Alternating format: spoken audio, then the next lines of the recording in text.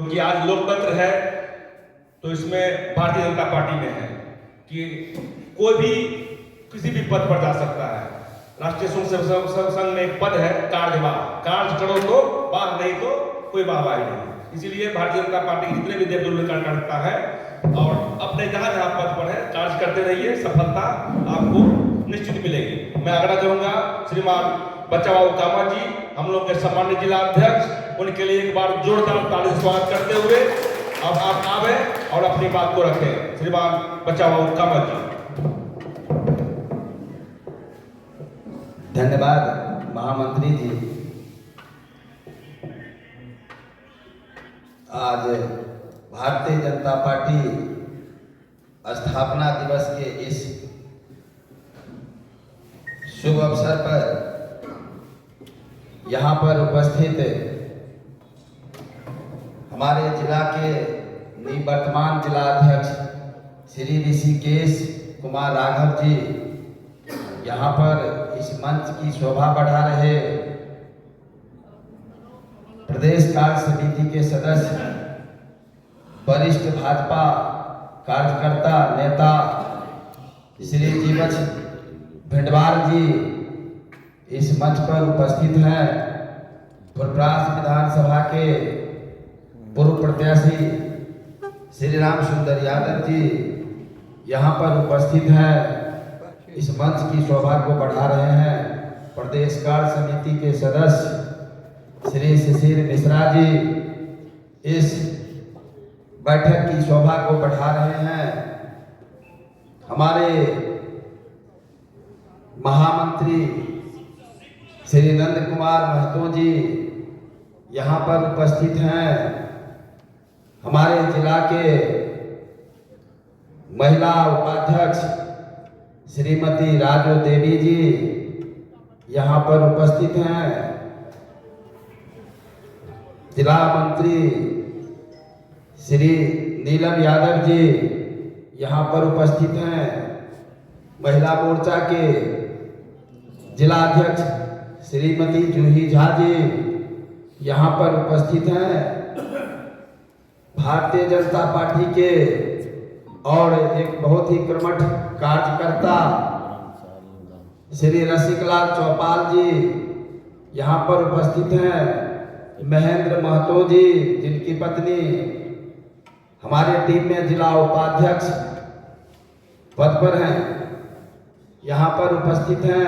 भाजपा नेता लौखा विधानसभा से हरिशंकर जी हमारे सामने बैठे हुए हैं। मंडल अध्यक्ष पप्पू शाह जी सामने बैठे हुए हैं। भरत चौधरी जी और हमारे एक बहुत ही युवा कर्मठ मंडल अध्यक्ष जो हमारे सामने दिख रहे हैं श्री विपुलेश ठाकुर जी, और इन महान भाव का नाम प्रभास नारायण दास जी, जो इस उम्र में भी पार्टी की सेवा के लिए एकदम युद्धरत हैं। मैं इनको दिल से धन्यवाद देता हूं। और यहाँ पर उपस्थित हैं मधेपुर मध्य के महामंत्री श्री प्रदीप महतो जी, और बगल में दूसरी लाइन में बैठे हुए हैं हमारे मंडल अध्यक्ष द्वय, एक है वकील साहब, मैं खास करके वकील साहब इनको बुलाता हूँ, जो अभी गीत गा रहे थे, बहुत बढ़िया गीत गाए, कृष्णा सोनी जी बगल में बैठे हुए हैं। द्वय नहीं, ये तो ट्रिपल हो गया, मैं तो स्क्वायर कह रहा था, लेकिन नहीं, क्यूब मंडल अध्यक्ष बैठे हुए हैं कृष्णा सोनी जी, और ये भी संयोग से कृष्णा झा हैं बाद में बैठे हुए हैं। हमारे एक बहुत ही बढ़िया कलाकार जो गीत गाए हैं साक्षरता पर, बैद्यनाथ श्री बैद्यनाथ भंडारी जी, हमारे विधि प्रकोष्ठ के अध्यक्ष जिला अध्यक्ष भी बैठे हैं लक्ष्मण जी, भाई साहब लगता है ये कौशल जी भी बैठे हैं। मतलब तमाम साथ में वहाँ पर पीछे से भी देख रहे हैं, दिखाई दे रहा है बहुत ही हमारे कर्मठ युवा जो हमेशा इस जिला को आगे बढ़ाने के लिए तत्पर रहते हैं। हर काम में अपना हिस्सेदारी बढ़ाते हैं, हाथ बटाते हैं। जिला उपाध्यक्ष युवा मोर्चा श्री पुष्पेंद्र कुमार झा जी बगल में बैठे हैं विवेक ठाकुर जी, जो प्रदेश में मीडिया में सह संयोजक हैं। साथ ही शायद चश्मा मैं नहीं लगाया हूँ, कुछ कम भी दिख रहा है पीछे, माफ करिएगा, लेकिन एक मंडल अध्यक्ष तो यहाँ दिखाई दे रहे हैं खोवड़िया पूर्वी के हरगोविंद जी। साथ में यहाँ हाँ मंडल अध्यक्ष जी अनंत कामत जी किधर है भाई? पीछे में है, टोपी लगाए हुए हैं, आप भी बैठे हैं। और राजा कुमार राजा जी जो नगर के हैं वो भी हैं, साथ में बैठे हैं। एक बहुत ही युवा हमारे जुझारू नेता कहते हैं, अनुसूचित जाति में हैं, तो ये है ललन जी, ललन पासवान जी भाई साहब, और बहुत सारे जो मेरे देव दुर्लभ कार्यकर्ता। हाँ, शेरलाल शाह जी भी बैठे हुए हैं मंडल अध्यक्ष। मुझे तो लग रहा था कम मंडल अध्यक्ष है, हम लोग अभी चर्चा कर रहे थे निवर्तमान कुमार जिला अध्यक्ष है, लेकिन नहीं, मैं तो एकदम दिल से खुश हूँ, आप लोग बहुत ज्यादा मंडल अध्यक्ष हैं।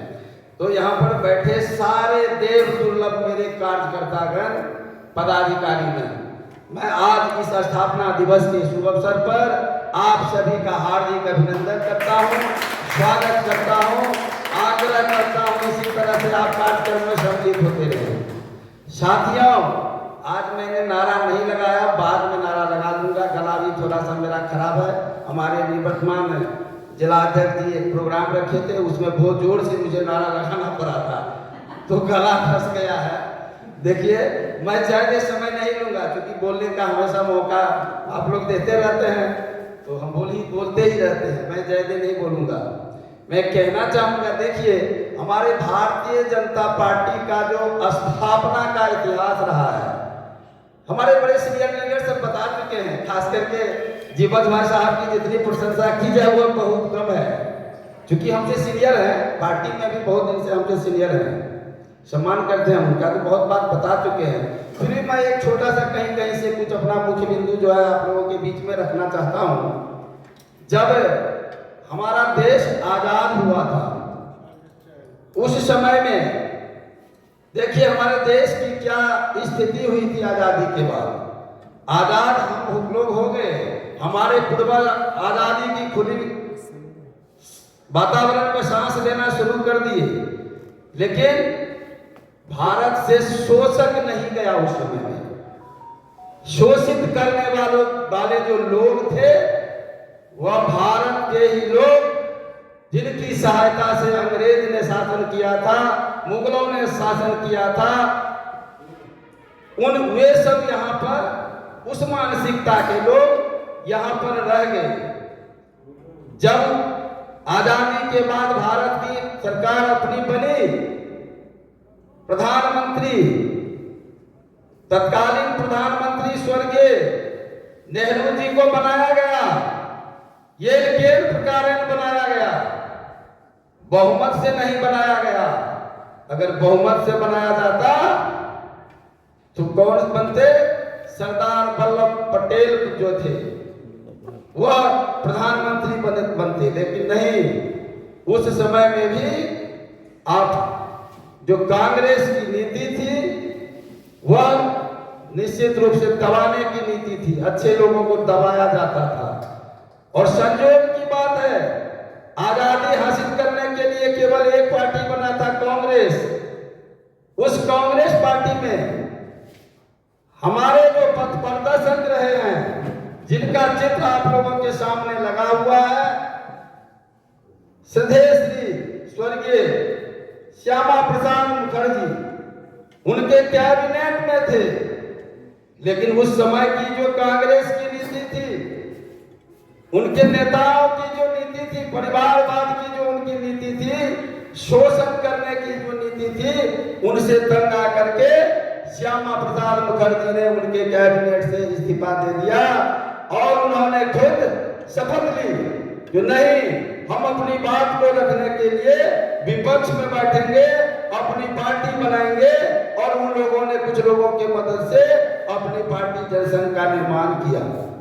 यह बात 1951 की है और उन्होंने हमेशा लड़ाई लड़ी। अभी बता रहे थे हमारे वक्ता सब, जो उन्होंने मैं बात को थोड़ा सा शॉर्ट कर रहा हूं क्योंकि बात बता चुके हैं। उन्होंने बलिदान दिया कश्मीर में, उनका बलिदान हो गया। इस राष्ट्र की एकता को, अखंडता को, एक संविधान के लिए, एक विधान के लिए अपनी जान की कुर्बानी दे दी। और एक निशान के लिए, जो निशान आज हम लोगों के सामने पूरे देश में आज एक ही निशान है, सोच उन्हीं लोगों की है, श्यामा प्रसाद मुखर्जी की सोच है। और जब उनकी हत्या हो गई तो हमारे जो जनसंघ, जो हमारी पार्टी बनी थी, उन लोगों ने अपनी पार्टी को रंग रूप दिया था। उस काम को बढ़ाने के लिए कौन कौन हमारे सामने आए, कोई बता सकते हैं? कोई नहीं। इनमें से पहचानते हैं दीनदयाल उपाध्याय जी को। स्वर्गीय दीनदयाल उपाध्याय जी ने अपने कंधा पे भार लिया, जो हम भारत को एक ऐसा राष्ट्र बनाएंगे जो दुनिया देखेगी। क्योंकि सोच थी श्यामा प्रसाद मुखर्जी को, और उनको क्रियान्वित करने के लिए उनके सामने आ गया उनके बलिदान के बाद पंडित दीनदयाल उपाध्याय जी। साथियों, उन्होंने एकात्म मानवतावाद का नारा दिया था। आज वही एकात्म मानववाद का प्रतिफल हम लोगों को मिल रहा है। जो चाहे वह दलित हो, शोषित हो, पिछड़ा हो, अनुसूचित हो, महिला हो, सबको अधिकार मिला है। वह देन किसकी है? उसी हमारे श्रद्धेय श्यामा प्रसाद मुखर्जी की, श्रद्धेय पंडित दीनदयाल उपाध्याय जी की देन है। उनका भी बलिदान हो गया। परसों की चौथे रोज हमारी जब बैठक हुई जिसमें चर्चा हुई थी, उनको भी, जो आज का दीनदयाल उपाध्याय स्टेशन है रेलवे का, वहां पर उनकी भी हत्या कर दी गई। साजिश पे साजिश कांग्रेस रचती गई। देश को तोड़ने का काम उन्होंने करता ही रहा। क्योंकि आदमी ही नहीं, अगर बच्चे के काम करने वाले, देश के हित में देश की रक्षा करने वाले, तो निश्चित है देश कभी टूट सकता था। देश को उन्होंने तोड़ा भी। अगर सच बातों को अगर हम स्वीकार करें तो देश को नेहरू जी ने तोड़ा, उनके परिवार ने तोड़ा, और कुछ उनके लोग जो लोभ लालच में आकर के केवल उनकी सोच थी सत्ता हासिल करने की, सत्ता में रहने की, उन्होंने तोड़ने का काम किया।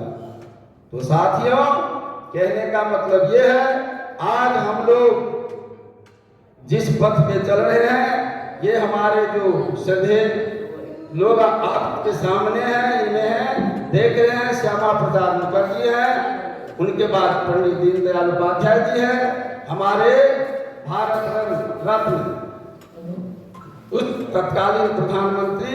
जब पार्टी की स्थापना 1980 में हुई, उसके बाद श्रद्धेय श्री स्वर्गीय अटल बिहारी वाजपेयी जी, और उसके नीचे में है माननीय लोकप्रिय प्रधानमंत्री श्री नरेंद्र मोदी जी हैं।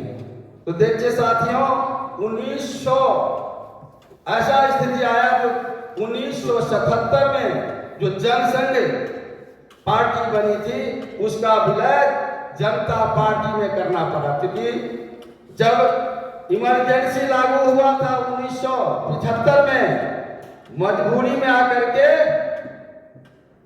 हमारे जितने नेता थे, श्रद्धेय पूजनीय थे, उन सब ने मिलकर के सोचा कि नहीं, अगर हम बटे रहेंगे तो हमारा देश निश्चित ही विकास नहीं करेगा, और हम लोग भी अपना विकास नहीं कर सकते, सुरक्षा नहीं कर सकते हैं। इसलिए 77 में जनता दल में विलय हो गया जनसंघ का।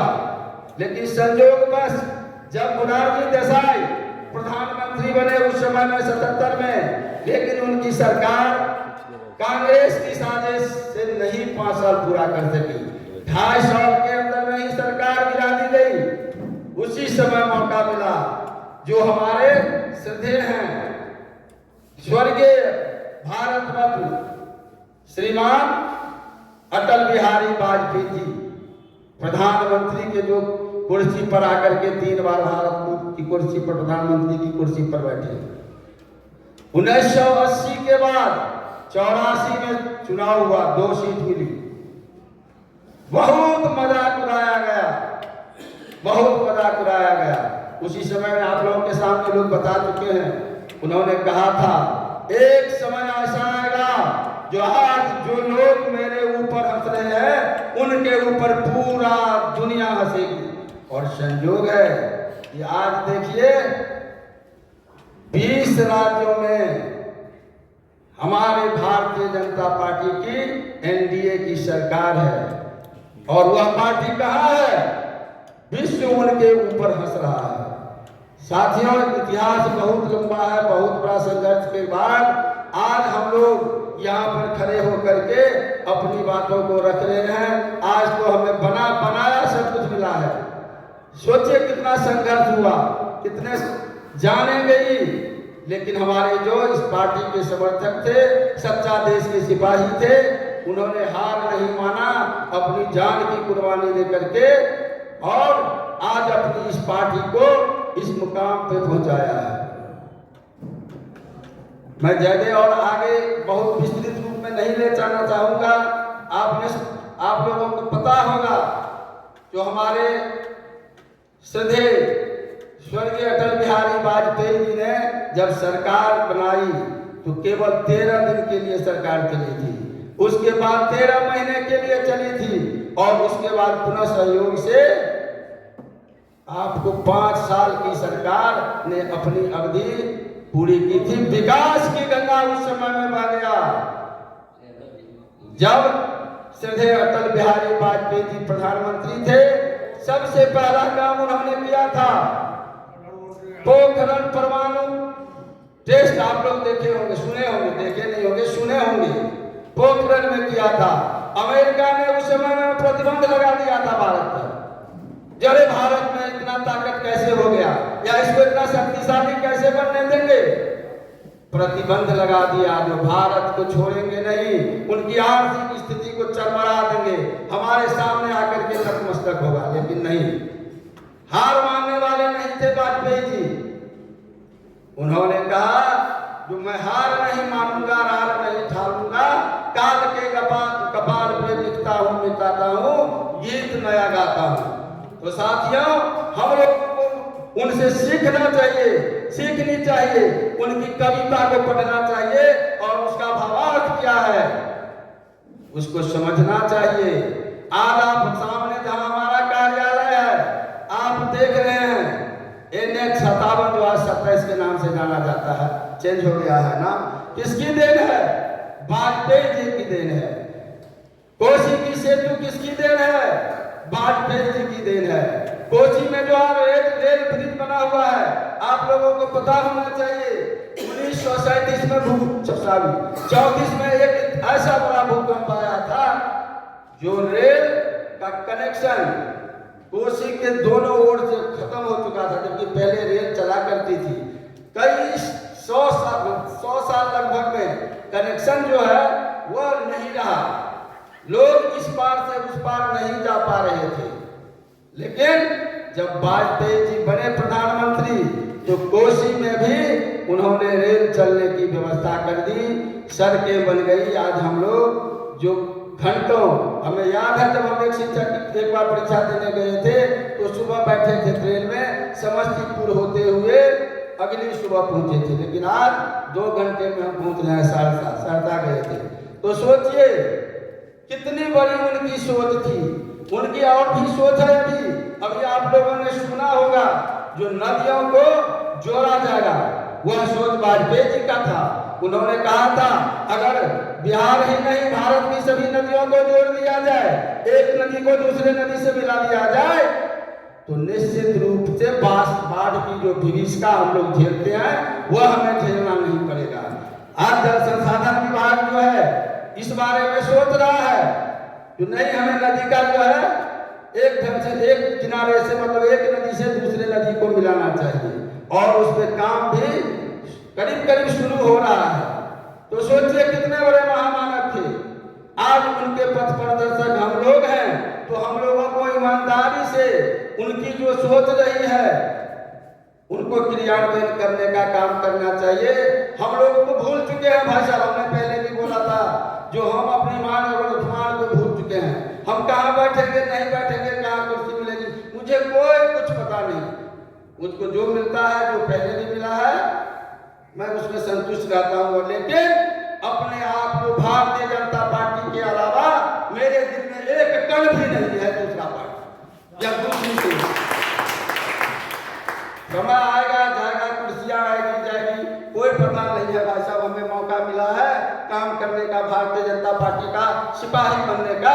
हम अपने आप को इसी में जो है अपने आप को भाग्यशाली समझते हैं, क्योंकि विश्व की पार्टी है, मतलब विश्व की नहीं भारत की है, लेकिन विश्व लेवल की सबसे बड़ी पार्टी है, जिसके प्रधानमंत्री के समक्ष दूसरे देश के राष्ट्रपति भी उनके पैर में जो अपना जो है सर झुकाता है, उसे प्रणाम करता है। तो साथियों, इससे बड़ा मौका क्या मिलेगा हम लोगों को, इससे बड़ा सौभाग्य क्या मिलेगा हमको, जो हम एक ऐसे मानव महामानव के पार्टी से जुड़े हुए हैं, उनके मन से जुड़े हुए हैं, उनके संरक्षण में काम कर रहे हैं, क्योंकि यह भारत के लिए सुनहरा अवसर है। इससे बड़ा अवसर हम लोगों को भाई साहब जल्दी नहीं मिलने वाला है, क्योंकि एक यही हमारी पार्टी है, राष्ट्रवादी पार्टी, जो हमको मुकाम पर पहुंचाएगी। विश्व लेवल में पहुंच चुके हैं। आज हमारा अर्थव्यवस्था 5वीं अर्थव्यवस्था में गिना जाता है, बहुत जल्दी ही तीसरी अर्थव्यवस्था में गिना जाएगा। कोई इसमें कहीं किसी तरह का कुछ कोई मतलब झूठा कुछ भी नहीं है, हकीकत है यह, जो हम लोग बहुत जल्दी तीसरी अर्थव्यवस्था जो है में आएंगे। और भारत जो है आने वाले समय में विश्व गुरु बनेगा, उसको विश्व गुरु से बनने से कोई नहीं रोक सकता है। तो साथियों, मैं कहना चाहूंगा, जो भाई साहब एक है कहावत, तन समर्पित मन समर्पित, और ये जीवन समर्पित आपने पूरा कर दिया, फिर अब द ब्लैंक्स, बहुत अच्छी बात है। आप कितना चाहता हूँ लाइन जैसे नहीं बोलूंगा, तो हम लोग समर्पित कर दिए हैं, आप लोग भी समर्पित हैं। अगर कहीं हम में भी आई मानव हमारी कमी हो सकती है, लेकिन पार्टी के प्रति हमारी कोई कमी नहीं होगी, ये मैं आप लोगों को विश्वास दिलाता हूँ। आप लोग भी मेरा साथ दीजिए और मैं आप लोगों को भी सम्मान देता रहूँगा। कुछ कमी होगी आप बताते रहेंगे, हम कोशिश करेंगे जो हम आप लोगों का जो डिमांड है उसको पूरा कर सके, यही मैं कामना करता हूँ। और साथियों, मैं कहना चाहता हूँ, जो आज का जो समय है वास्तव में एक चुनौतीपूर्ण समय भी है। किसके लिए? बिहार के लिए।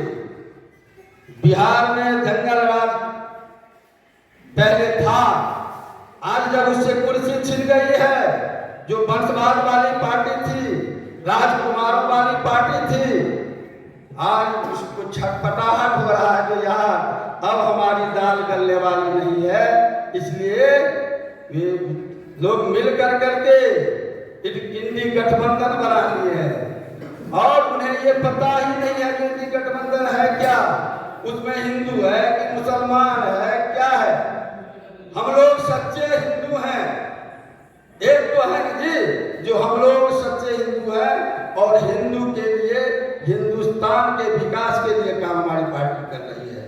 मैं पीछे नहीं जाऊंगा, क्योंकि आडवाणी जी ने ही इस मुद्दे को उठाया था राम मंदिर के समय में, उनको लालू यादव जी ने जेल भी भेजा था। हम उस समय में छात्र लाइफ थे, युवा थे, काफी बीएससी के छात्र थे, मुझे याद है। लेकिन मैं उतना बड़ा इतिहास हम लोगों को अब सुनाने से बहुत ज़्यादा समय लग जाएगा, लोग जाना भी चाह रहे हैं। तो कहने का कुल मिलाकर के भाई साहब ये है, जो मोदी जी की जो सोच है, हमें उस पर काम करना होगा।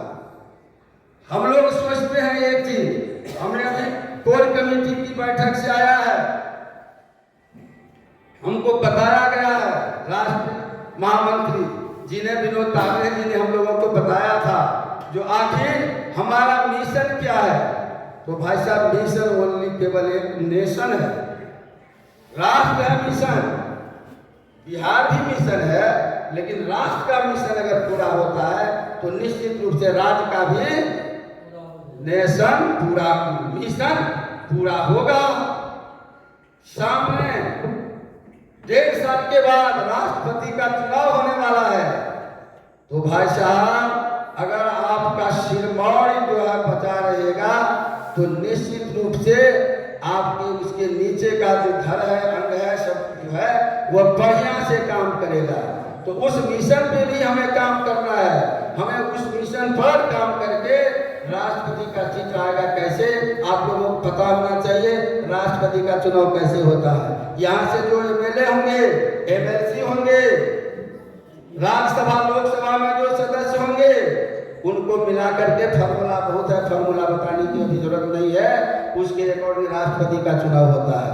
अगर 2025 में हम बहुमत में नहीं आएंगे तो निश्चित है 2029 में भी हमारा जो है सरकार बनने में बहुत दिक्कत होगी साथियों। इसलिए हमको त्याग कर देना चाहिए। किसको क्या टिकट मिल रहा है, कौन पार्टी के साथ हमारा गठबंधन है, उसके नेता हमको अपमानित कर रहा है या सम्मान दे रहा है, हमको उसके पीछे नहीं जाना है। केवल 2025 में 225 सीट हासिल कैसे करें, उसी के ऊपर काम करना है। अपना सब कुछ न्यौछावर कर लीजिए। जैसे आजादी के समय में बहुत ऐसे माएँ थी जिन्होंने अपने बेटे को खुद भेजा था आजादी की लड़ाई में, जो बेटा तुम जाओ, अगर तुम्हारा बलिदान भी होगा, जान चली जाएगी तो हम रोएंगे नहीं। भगत सिंह के साथ भी ऐसा हुआ था। आप लोग उनका इतिहास पढ़िएगा। इसलिए यहाँ पर कौन लड़ेगा, क्या करेगा, नहीं करेगा, वो हमारे शीर्षस्थ नेतृत्व फैसला लेंगे। हमें केवल अर्जुन की तरह जो है, जैसे तीर उन्होंने मछली की आंखों में भेदा था, हमें भी भेद देना है। किसको सीट मिलता है, कहाँ की 3 हमारी विधानसभाएं हैं, उनमें हमें देखना नहीं है कि कौन हम कैंडिडेट बन के आता है। केवल हमें राज्य हित के लिए, राष्ट्र हित के लिए और अपने परिवार हित के लिए, समाज हित के लिए भी काम करना है। क्योंकि आज अगर हम पूर्ण रूप से स्वतंत्र रहेंगे, विकसित रहेंगे, हमारा राज्य विकास करता रहेगा, तो निश्चित है हमारा परिवार विकास करेगा, हमारा समाज विकास करेगा और हम लोग विकास करेंगे। साथियों, मैं इन्हीं चंद बातों के साथ अपनी वाणी को विराम देना चाहूँगा। क्योंकि निवर्तमान हमारे महानुभाव थोड़ा देख रहे हैं, शायद जाना है उन्हें, तो उनको तो भाई साहब सम्मान देना पड़ेगा ना मुझे। तो ये चीज़ है। तो मैं अब ज़्यादा बात नहीं करूँगा, बात तो बहुत करने का